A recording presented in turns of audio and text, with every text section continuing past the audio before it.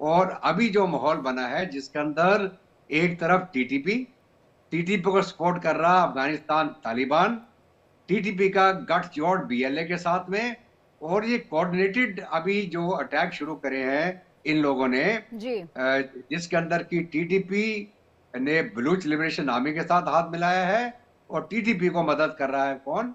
अफगानिस्तान तालिबान।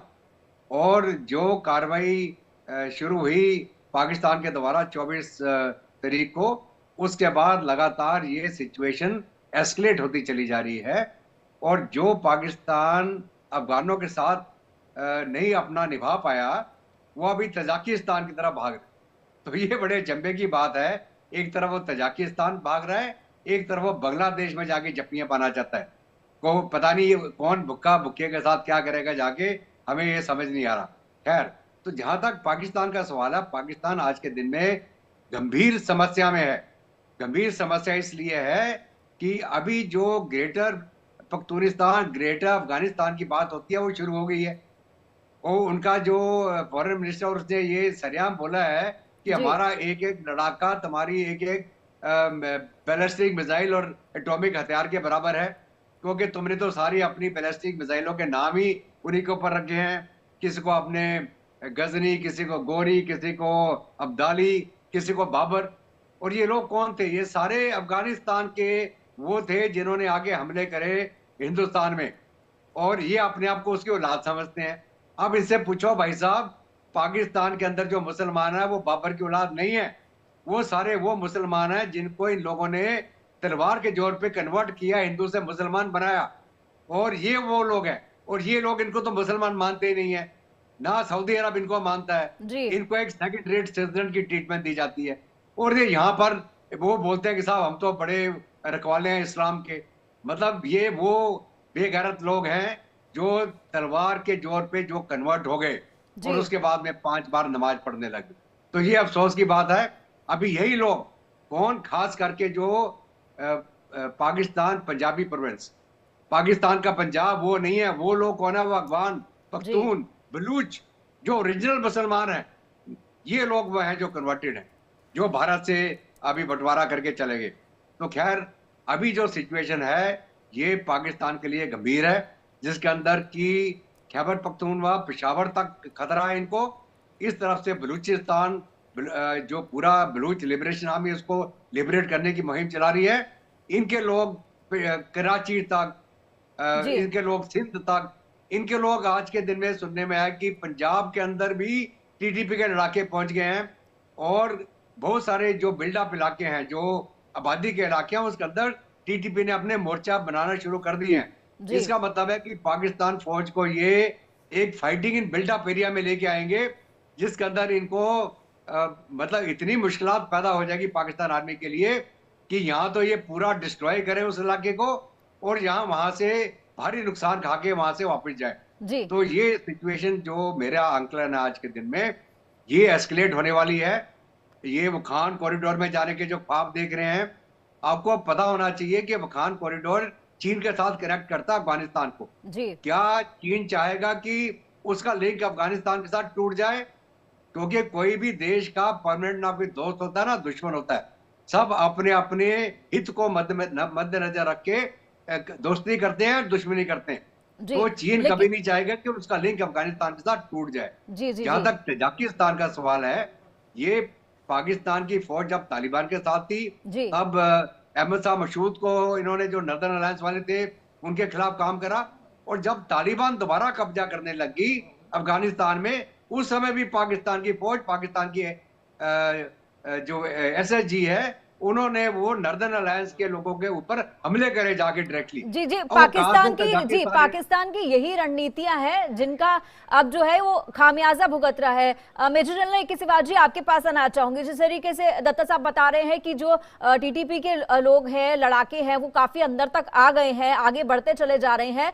दूसरी तरफ बीएलए को अब ये समझ में आ रहा है कि पाकिस्तान एक फ्रंट पर तो लड़ रहा है और वहां पर उसके पास जो है मैनेज करना मुश्किल हो रहा है। ऐसे में बीएलए और हावी हो रहा है। सीधी सी बात है कि एक तो आपस में इनका गठबंधन है और दूसरा मौके का, सिचुएशन का फायदा उठा रहे हो। हाँ, देखो पूजा, सच्चाई ये है जी कि ये 2-3 साल पहले इनका गठबंधन नहीं था। जी जो बलूचिस्तान लिबरेशन आर्मी अकेली लड़ रही थी और तहरीक तालिबान पाकिस्तान वो अकेला लड़ रहा था। मगर जब एनमीज एनमीज माय फ्रेंड, तो इन दोनों के बीच में तालमेल हो गया है और ये आप जो है कोऑर्डिनेटेड अटैक कर रहे हैं कि जी बलूचिस्तान लिबरेशन आर्मी जो है वो स्ट्राइक कर रही है बलूचिस्तान में। और क्योंकि बलूचिस्तान के अंदर ये सच्चाई है कि जो चाइना पाकिस्तान इकोनॉमिक कॉरिडोर है वो एक प्रकार से अभी कंप्लीट नहीं हो पाएगा, क्योंकि 33% ही उसकी कंप्लीशन हुई है। बाकी जो प्रोजेक्ट्स हैं उनके ऊपर हमला कर रही है बलूचिस्तान लिबरेशन आर्मी, और वो ज़्यादातर सेलेक्ट कर रही है चीनियों को। तो जो चीनी टेक्नीशियन और इंजीनियर थे वो भी भाग गए अभी। वो कहते हैं कि यहाँ पर हम काम नहीं कर पाएंगे। और स्पेशली जो ग्वादर पोर्ट है उसको वो ऑपरेशनलाइज नहीं होना चाहते, क्योंकि वहाँ के मछुआरे अब जा नहीं सकते समुद्र में।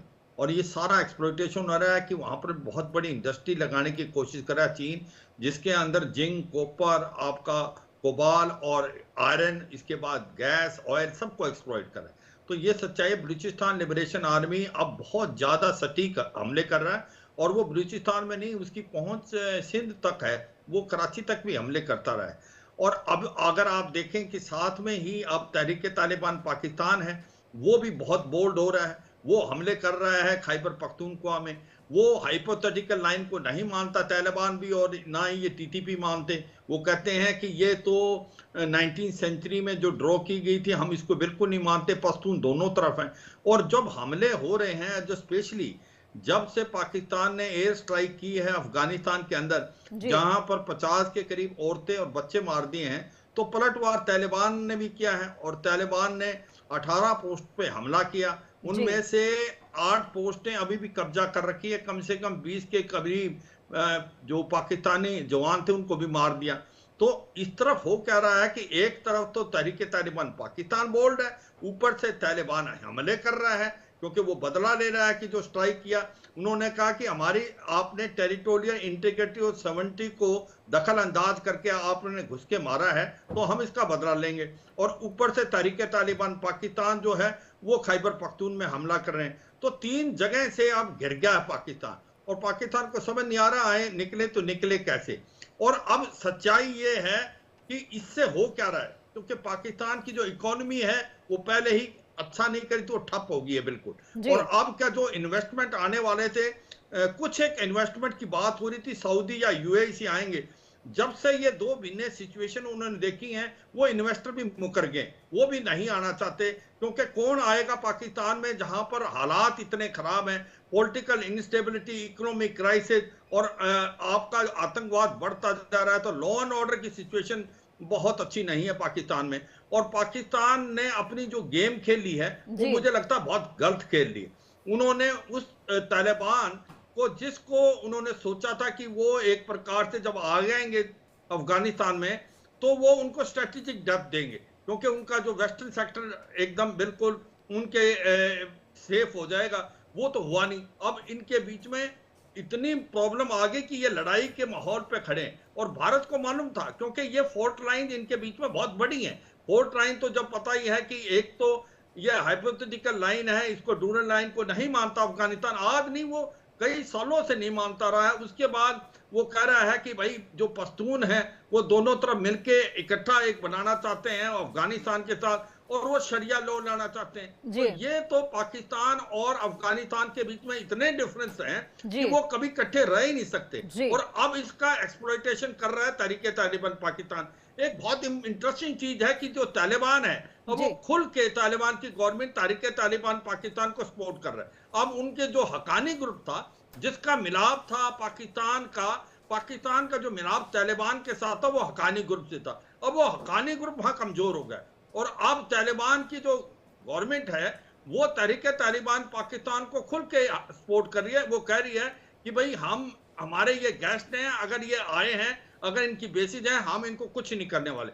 तो एक प्रकार पाकिस्तान के लिए बहुत बड़ी प्रॉब्लम हो गई है। और वैसे तो पाकिस्तान की गवर्नमेंट बार बार ये दिखाने की कोशिश की है ऑल इज वेल, बट मगर है नहीं। हालात इतने खराब हैं आज की तारीख में कि तीनों जगह से हमले हो रहे हैं, तहरीक तालिबान पाकिस्तान से भी, उधर से अफगान जो बॉर्डर पोस्टों पे हमले कर रहे हैं, इधर बलूचिस्तान लिबरेशन आर्मी जो बलूचिस्तान के अंदर जी वो भी सटीक हमले कर रहे हैं। ये हमले हो रहे हैं, लेकिन शाहबाज सरकार के लिए जो है एक संकट और जो है राजनीतिक रूप से भी खड़ा हो गया, उस पर भी मैं आऊंगी। लेकिन कसवर जी, आप कैसे देखते हैं इस पूरी सिचुएशन को? कितनी बड़ी मुसीबत जो है ये पाकिस्तान के लिए है कि वो हर तरफ से घिरा हुआ है।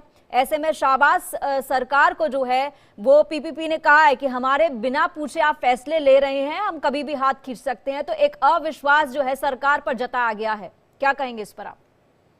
इसमें कोई शक नहीं है कि जिस तरह हमने, आपको याद होगा कि 3 दिन पहले हमने इन्हीं पैनलिस्ट के साथ हमने डिस्कस किया था कि जो पाकिस्तान ने एयर स्ट्राइक की है वहां पे अफगानिस्तान के अंदर, उसके बड़े दूर तक कंसिक्वेंसेस होंगे। अब वही चीज हम देख रहे हैं। जिस तरह कल शहीद हुए इसके पाकिस्तान के सोल्जर्स, वो बड़ा अलार्मिंग था। और इसी तरह से 4-5 दिन पहले वहां पे हमने देखा है कि जो पाकिस्तान के बॉर्डर एरियाज में कुरम में एक डिप्टी कमिश्नर के ऊपर जो एक टेररिस्ट अटैक हुआ है, और उसके बाद उसको पहले वो कुरम में थे, अभी वो पेशावर में लेके आया है। तो ये कुछ इंडिकेटर्स ऐसे हैं जिससे लगता है कि शायद मुश्किल दिन है पाकिस्तान के लिए। और दूसरा, आपने बड़ा खूबसूरत आपने एक टच दिया है कि इस सिचुएशन में कि जबकि आपका जो वेस्टर्न बॉर्डर है वो मुकम्मल तौर पे एक्टिव हो गया है, आप बलूचिस्तान के अंदर जंग आ गई है। आल्दो के पाकिस्तान आर्म फोर्सेस ने काफी हद तक एरिया क्लियर किया है, लेकिन वहां पर जिस तरीके से होना था वो हुआ नहीं है। और दूसरा, शहबाज की जो सबसे बड़ी जो जिसके ऊपर इनको नाज है वो पाकिस्तान पीपल्स पार्टी जरदारी ग्रुप, और वो अब इनको आंखें दिखाना शुरू हो गए। तो शहबाज शरीफ की गवर्नमेंट के लिए काफी मुश्किल वक्त है। मैं देख रहा हूं कि आने वाले वक्त में इनकी मुश्किलात बढ़ जाएंगी शहबाज शरीफ की। जी दत्ता साहब, आपसे जानना चाहूंगी, अगर जिस हम बीएलए के मजीद ब्रिगेड की बात कर रहे हैं वो काफी खतरनाक मानी जाती है, वो चीनियों को देखते ही मार देते हैं, पाकिस्तान उनके नाम से खौफ भी खाता है, डरता भी है। इस ब्रिगेड के बारे में क्या आप जानकारी दे पाएंगे? देखिए, ऐसा कि जो बलूच लिबरेशन आर्मी का मजीद ब्रिगेड है जी ये एक प्रकार से उनका कमांडो यूनिट है, स्पेशल फोर्स बोलते हैं उसको। और ये लोग बिल्कुल हाईली मोटिवेटेड, बहुत अच्छी ट्रेनिंग मिली हुई है इनको। और इनको जो हथियार असला जो बेस्ट ऑफ दी लाइन जो इनको मिल सकता है, एक तो पहले ही था इनके पास, और उसके बाद में जो इनको अफगानिस्तान के माध्यम से जो लेटेस्ट वेपन अमेरिकन छोड़ के गए हैं वो भी इनको मिल गए हैं। क्योंकि जब एक गठबंधन हो जाता है जो दो पार्टियों के बीच में, तो इनको अभी तालिबान भी सपोर्ट कर रहा है। और जब इनके ऊपर ज्यादा प्रेशर आता तो ये इधर से डोरेंट लाइन क्रॉस करके वापस कंधार के एरिया में भी जाके छुप जाते हैं। इनको वहां पनाह भी मिलती है, इनकी फैमिली भी उस इलाके में रह रही है। तो अभी अगर आप बलूचिस्तान की बात करें तो वहां पे पख्तून आबादी बहुत हद तक बढ़ चुकी है। और साथ में जो बलूच है वो है, हालांकि आपस में थोड़े डिफरेंसेस इनके रहेंगे। अगर बाद में सब्सिक्वेंटली कोई जो मुद्दा खुल के आया कि जब बलूचिस्तान आजाद होना है, यहाँ ग्रेटर अफगानिस्तान बनेगा पेशावर तक, तो वो बात अलग है। लेकिन फिलहाल इन्होंने हाथ मिला लिया है। और ये हाथ मिलाने के साथ साथ जो मजीद ब्रिगेड है, इनके लड़ाके बहुत ट्रेंड है। इन्होंने जितने बड़े बड़े हमले करे हैं पाक फौज के ऊपर, वो मजीद ब्रिगेड के लड़ाकों ने करे। और इनकी मोटिवेशन बहुत हाई लेवल की है। इनका अगर आप हथियार असला देखें, इनका यूनिफॉर्म देखें, तो आपको लगेगा बिल्कुल किसी रेगुलर आर्मी के लोग हैं ये। तो एक बलूच वैसे दिलेर होते हैं, इनको ट्रेनिंग अच्छी मिली गई है, इनको मोटिवेशन अच्छी है, और हथियार असला अच्छा मिल गया है, और इनको अफगान तालिबान का सपोर्ट मिल गया आज के दिन में। और ये जो कॉम्बिनेशन बना है ये पाकिस्तान के लिए बहुत खतरनाक है। और यही जो अभी हमला किया तुर्बत में इन्होंने, सुनने में आ रहा कि तकरीबन शुरू में तो ये बोला गया था साहब 5 पाक के जवान मारे गए हैं और 38 घायल हैं, लेकिन ये आंकड़ा ज्यादा बढ़ गया है क्योंकि बहुत सारे लोग बहुत सीरियस हालत में थे। तो फाइनल आंकड़ा क्या होगा अभी पता नहीं है। तो ये सीरियस काम है। अभी मैं अगर ये इसका काउंटर उदाहरण दूं, पाकिस्तान ने क्या पॉलिसी बनाई थी, जो ऑफ टॉपैक चलाएंगे भारत के खिलाफ, ब्लीड इंडिया विद 1000 कट्स। अभी ये 1000 कट इनको लगने वाले अपने आप ही, इनकी अपनी करनी अपनी भरनी होने वाली है, इनके 1000 कट होने वाले हैं। और ये अपने आप को कहां से बचाएंगे? और अभी तो ये भारत की फौज ने सीजफायर कर रखा है लाइन ऑफ कंट्रोल पे। अगर इन्होंने कहीं पंगा ले लिया हमारे साथ तो फिर भारत भी यहां से शुरू हो जाएगा, और फिर हम देखेंगे किस तरह भागते हैं, चीन के पास जाएंगे कि अमेरिका के पास जाएंगे। और ये आज के दिन में जो बांग्लादेश के साथ जाके झपकियां पा रहे हैं, बिना पैसे के पाकिस्तान कोई काम नहीं करता। इनसे पूछो साहब, एक किसने पैसा दिया आपको बांग्लादेश से जप्फी पाने का, बांग्लादेश के जाके वहां पे ट्रेनिंग कराएंगे जी, हम हथियार असला बेचेंगे, क्योंकि बांग्लादेश के पास तो पैसा नहीं है आपसे खरीदने का। वो क्या खरीदेगा? एक भूखे मुल्क से भूखा मुल्क क्या खरीदेगा? तो मेरे को ये समझ नहीं आता। तो कहने का मतलब ये है कि जो ये कार्रवाई कर रहे हैं पैसा लेके करते हैं। इनको अमेरिकन डीप स्टेट ने पैसा दिया कि आप बांग्लादेश में थोड़ी हरकत करा दो, इंडिया हमारे काबू नहीं आ रहा, तो इन्होंने जाके वहां खेल खेला। और अगर इंडिया ने अपना खेल खेल दिया तो फिर इनको समझ लिएगा हम जाए कहाँ, ना बांग्लादेश को समझ आएगा ना पाकिस्तान को समझ आएगा। तो इंडिया बड़ा मैच्योर कंट्री है, हम ये टटपुंजिया की तरह काम नहीं करते हैं। ये आज के दिन में पाकिस्तान का वो हाल हो गया बनाना रिपब्लिक, बिल्कुल प्योर बनाना रिपब्लिक का हाल हो गया है, जहां पर किसी प्रधानमंत्री को जेल में डाल दो, किसी की गवर्नमेंट बना दो, कहीं इलेक्शन के पूरे रिजल्ट लीक कर दो, और कहीं पे पैसा लेके हमला कर दो, कहीं पैसा लेके भाग लो। तो ये भी क्या सुनने में आया कि इनको पैसा दो तो ये अपनी पोस्ट भी छोड़ के भाग जाएंगे। तो ये हाल है पाकिस्तान फौज का, जिन्होंने आज तक नकली नोट छापे, इन्होंने पूरा जो बोलते हैं वो ड्रग ट्रेड करा, इन्होंने हथियार असला बेचा जो अमेरिका से इनको मिलता था, जगह जगह इन्होंने बेचा, ये अपना न्यूक्लियर टेक्नोलॉजी तक बेचे। और अभी मैं आपको एक और बता, जो ये अगर हमले हो रहे हैं, अगर ये हमले बढ़ गए तो अमेरिका का प्लान है कि पाकिस्तान के न्यूक्लियर सेट्स को कैप्चर कर देंगे वो, क्योंकि वो नहीं चाहते कि पाकिस्तान के न्यूक्लियर सेट किसी एक टेररिस्ट ऑर्गेनाइजेशन के हाथ में आ जाए। और वही अमेरिका ही नहीं, इजराइल भी वेट कर रहा है वहां। तो ये पाकिस्तान कहीं गलतफहमी में हो कि मैं सेकंड स्ट्राइक कैपेबिलिटी बनाऊंगा, आप अपना मुल्क बचा लें, उसके बाद सेकंड स्ट्राइक की बात करना, हमें तो आपके ऊपर न्यूक्लियर अटैक करने की आवश्यकता ही नहीं पड़ेगी, आप खुद ही बर्बाद हो जाएंगे। तो ये बात पाकिस्तान की अवाम को सोचनी पड़ेगी। हमारी सहानुभूति है पाकिस्तान की अवाम के साथ कि पाकिस्तान की अवाम को ऐसी फौज मिली, ऐसी उनकी गवर्नमेंटें मिली, ऐसे लीडर बने कि जो इस मुल्क को लूट के खा गए। जी, लीडर्स पर ही थोड़ा मैं आना चाहूंगी। शिवाजी, आप कैसे देखते हैं? सब तरफ से अटैक हो रहा है, पाकिस्तान के पास पैसा नहीं है, अलग वो प्रॉब्लम है। अब जो ये पॉलिटिकल सिचुएशन क्रिएट हो रही है, अगर मान लीजिए शहबाज सरकार गिर जाती है, हमले ऐसे में होते हैं, तो पाकिस्तान का हश्र क्या हो सकता है? शिवाजी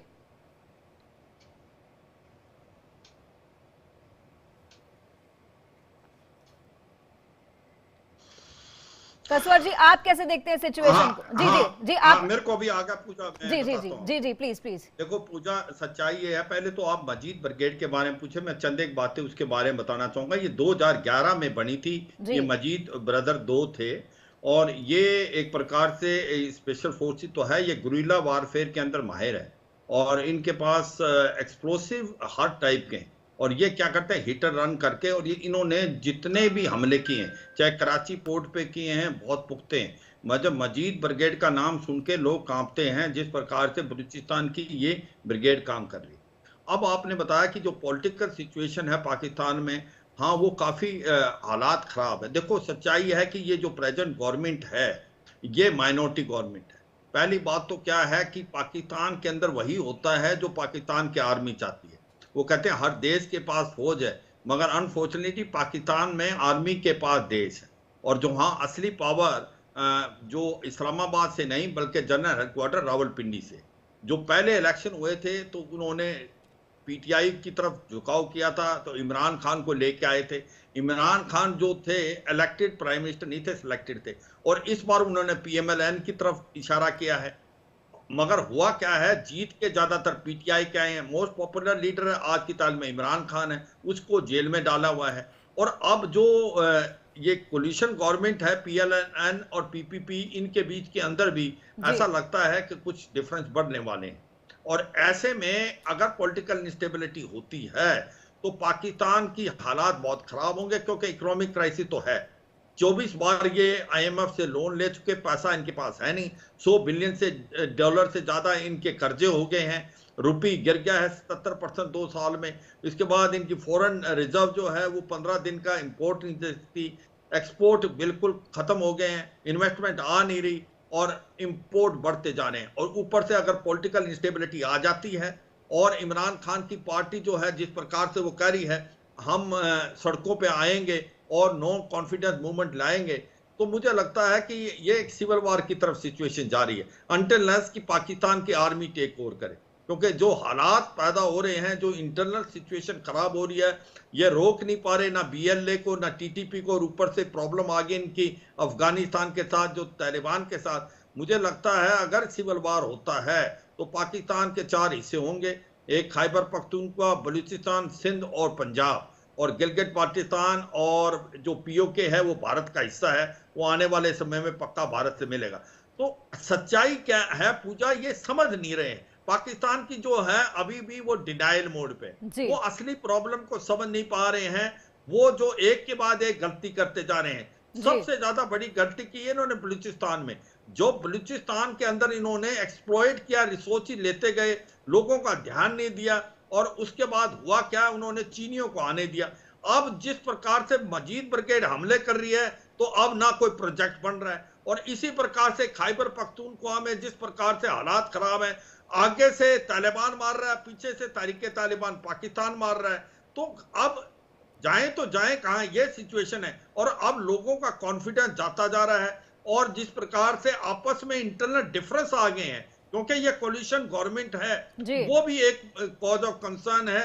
मुझे लगता है ये गवर्नमेंट गिर सकती है अगर आपस में इनका तालमेल नहीं रहा, और मुझे लगता है कि पाकिस्तान में वही होता है जो पाकिस्तान की आर्मी चाहती है। और सबसे दुख की बात है, पाकिस्तान की जो आर्मी है उसको अपना इंटरेस्ट चाहिए, उसको देश का इंटरेस्ट नहीं, क्योंकि आज भी वो $62 बिलियन की पैरेलल इकोनॉमी चलाती फौजी फाउंडेशन में, वो कोई टैक्स नहीं देते। और सच्चाई यह है कि आज रियल एस्टेट से लेके बैंक, कोलगेट से लेके सीमेंट, वो सब पाकिस्तान की फौज बनाती जो फौजी फाउंडेशन में। और ऐसे में जिस प्रकार से अभी हालात चल रहे हैं पाकिस्तान में, तो मुझे लगता है बहुत मुश्किल होगा आने वाले समय में पाकिस्तान को बचाना, क्योंकि एक सिविल वॉर की तरफ जाता नजर आ रहा है। जी कसवर जी, आप कैसे देखते हैं कि सिविल वॉर की तरफ तो देश जा ही रहा है पाकिस्तान, लेकिन वो भारत का कश्मीर का पीछा नहीं छोड़ता। शहबाज शरीफ ने एक बार फिर से जो है कश्मीर में जनमत संग्रह कराने की मांग कर दी है। इसके अलावा जो विदेश मंत्री हैं इशाक जी, वो फिर से जा रहे हैं वहां पर बांग्लादेश में।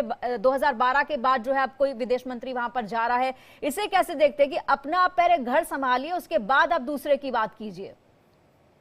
देखिए, एक चीज तो बहुत ही वाज़ेह है कि पाकिस्तान के अंदर जितने भी हालात खराब इस वक्त हैं, इससे पहले भी होते रहे, तो सिविल वार का तो कोई किसी किस्म का, ये मैं आपको बड़ी अथॉरिटी के साथ कह सकता हूँ, ना इसका कोई खतरा है और ना ही आने वाले समय में इस किस्म की हो सकती है। जब मैं कहता हूँ कि मुश्किलात पाकिस्तान के लिए बढ़ेगी, तो इकोनॉमिक जो मुश्किलात हैं वो तो ऑलरेडी मौजूद हैं। पोलिटिकली कोलिशन गवर्नमेंट है, लेकिन पिछली गवर्नमेंट की जानिब से अगर कंपेयर करें तो ये थोड़ी सी स्टेबल मुझे नजर आती है। पीपल्स पार्टी कर रही है इनके साथ छेड़छाड़, लेकिन मुझे लगता है कि पॉलिटिकल स्टेबिलिटी की तरफ भी, इनस्टेबिलिटी की तरफ ये नहीं जाएगा। बाकी जिस तरह आप ये बात कर रही हैं कश्मीर की, तो पाकिस्तान का तो एक जो फॉरेन पॉलिसी है वो तो है ही उसी के ऊपर 47 से लेकर अब तक कश्मीर, कश्मीर एंड जस्ट कश्मीर। आप ये देखेंगे कि कुछ भी हो सकता है, लेकिन कश्मीर की सपोर्ट से ये पीछे नहीं हटेंगे। लेकिन एक खूबसूरत बात आई है हमारे पैनलिस्ट की जानिब से, क्योंकि बड़े अच्छे तरीके से पाकिस्तान के मामलात को ये देखते हैं। कोई शक नहीं है कि पाकिस्तान की आर्म फोर्सेस हमेशा पावरफुल रही हैं, और इसमें मैं आपको वाज़े तौर पे कह सकता हूं कि पाकिस्तान के अंदर, क्योंकि मैं यहाँ पे इस्लामाबाद में मौजूद हूँ, तो ऐसा ही है। इमरान खान को गवर्नमेंट जो थी वो यही लेके आई है, आर्मी। नवाज शरीफ को आर्मी लेके आई है। जुल्फकार अली भुट्टो की पैदाइश जो है वो अयूब खान के दौर में हुई है, तो वो भी आर्म फोर्सेस के हैं। पाकिस्तान के अंदर इस वक्त जितने भी पॉलिटिकल पार्टीज हैं, मोर और लेस, वो सारी की सारी मरहून मिन्नत आर्म फोर्सेस की। तो अगर ये सिचुएशन हो तो फिर ऐसे जैसे देश में कैसे पाकिस्तान की आर्म फोर्सेस पावरफुल ना हो, ये एक क्वेश्चन मार्क है। नवाज शरीफ, इमरान खान, उसके बाद पीपल्स पार्टी, ये सारे के सारे इन्हीं की पैदावार है।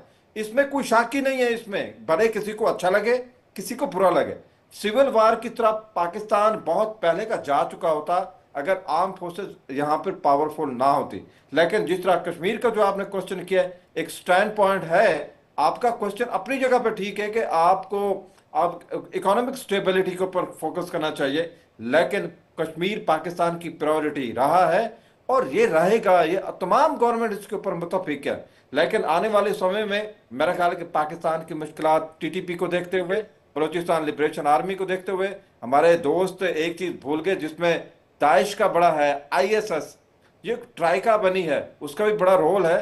तो इस किस्म की सिचुएशन में जबकि आईएमएफ भी आपको आंखें दिखा रहा है, तो पाकिस्तान की गवर्नमेंट के लिए काफी मुश्किलात हैं। आने वाला वक्त काफी मुश्किल मुझे लग रहा है पाकिस्तान की, हाँ जिसकी भी गवर्नमेंट आती है, जिसकी भी आती है, लेकिन आने वाला तो मुश्किल है पाकिस्तान के लिए। जी major general VK Datta ji, आप कैसे देखते हैं? कसवर जी कह रहे हैं कि सिविल वॉर की कोई सिचुएशन नहीं है, लेकिन जो इंटरनेशनल पॉलिसी है पाकिस्तान की वो सिर्फ कश्मीर कश्मीर कश्मीर के राग पर चलती है, और अब बांग्लादेश का विजिट करने वाले हैं विदेश मंत्री पाकिस्तान के। कैसे देखते हैं आप इन सब चीजों को?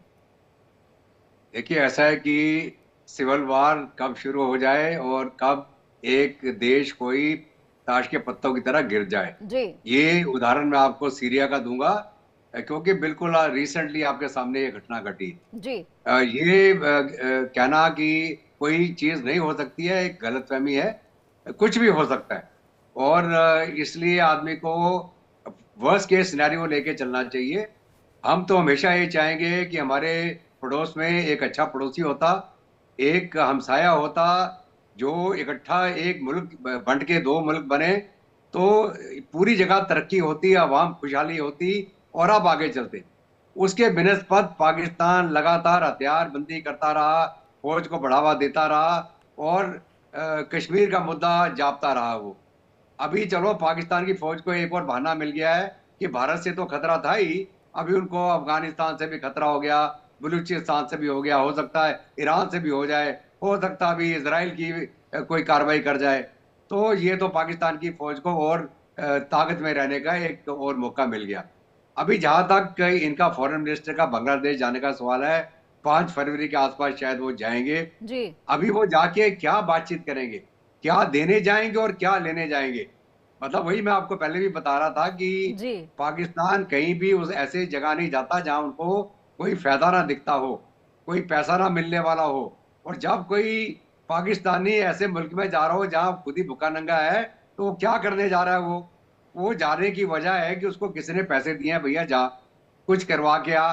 और क्यों करवा के आ, इसका मैं एक उदाहरण दूंगा आपको। जी जी अमेरिका के अंदर जो बाइडेन की सरकार जॉर्ज सोरोस को अमेरिका का सर्वोच्च नागरिक सम्मान देने वाली है। जी जी आप जी पूछो साहब, जॉर्ज सोरोस को किस बात का आप अवार्ड देने वाले हैं? वो भी जो बाइडेन।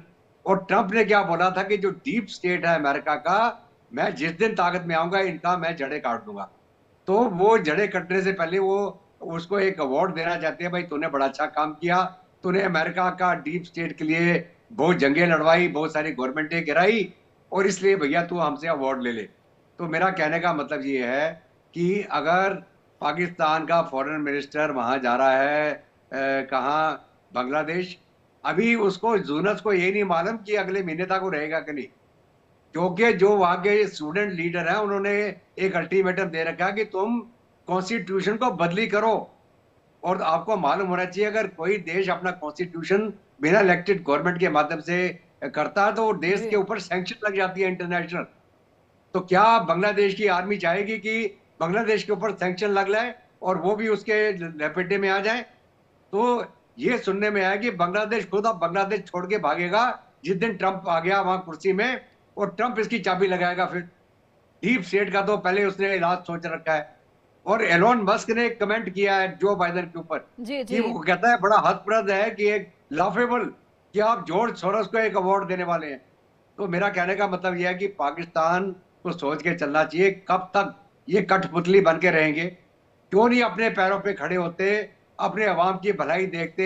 एक जेन्युइन इलेक्टेड गवर्नमेंट जो अवाम चुने, अपना लीडर चुने, उसके माध्यम से आप अपना मुल्क चलाएं।